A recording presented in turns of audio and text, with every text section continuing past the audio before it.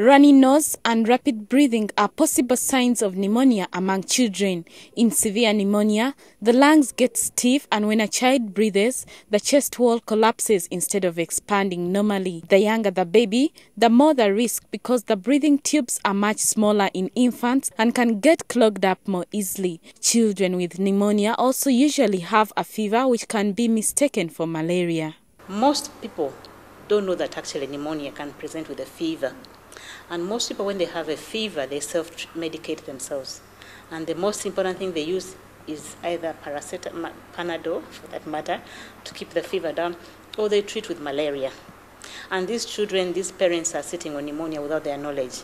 So self-treatment is one of the biggest challenges we have. Pneumonia is a respiratory tract infection that is caused by a bacteria called Streptococcus pneumoniae. The disease is spread from person to person through the air and physical contact. Although the disease can be fatal, experts say it can easily be prevented through good home practices such as nutrition and immunization. One of the most important means to prevent pneumonia is to breastfeed. Babies who are breastfed exclusively, and that means they are given breast milk without milk or any other fluid except medicine, tend to have less pneumonia infections. And even for those mothers who continue to breastfeed up to 2 years, those babies, those children have a less risk to get infection. And the main reason is because the children who are breastfed have better immunity. The interventions that can prevent pneumonia are relatively high.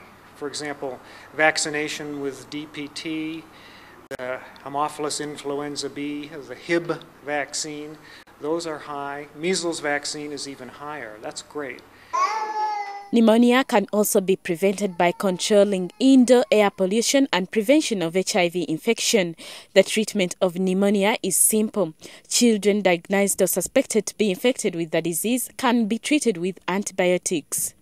Uganda is said to be making good progress in prevention and treatment of pneumonia, but activists feel attention has been shifted from this killer disease to other less lethal diseases.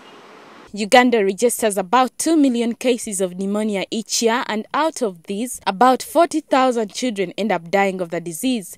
Experts say these deaths are too high and unacceptable for a disease that is easily preventable and treatable.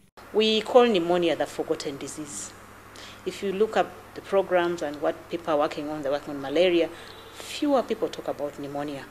But studies have shown that actually pneumonia kills much more than malaria, HIV combined. It can be fatal. In fact, it's the biggest killer of children. Even in Africa, where there's so much malaria, pneumonia kills more children than malaria.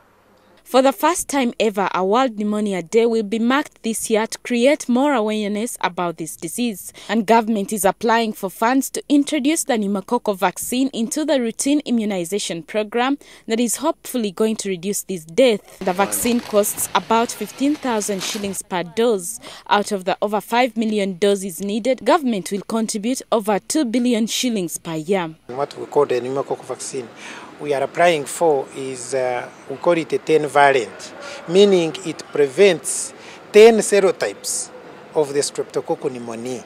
The Streptococcus pneumoniae has very many subgroups or subcategories. Now this one is to prevent 10 serotypes. But although there are 10, these 10 are the ones which are responsible for most of the Streptococcus pneumoniae infections. Besides preventing pneumonia, the vaccine will go a long way in preventing meningitis and other respiratory infections. Anna Tukunda, NTV.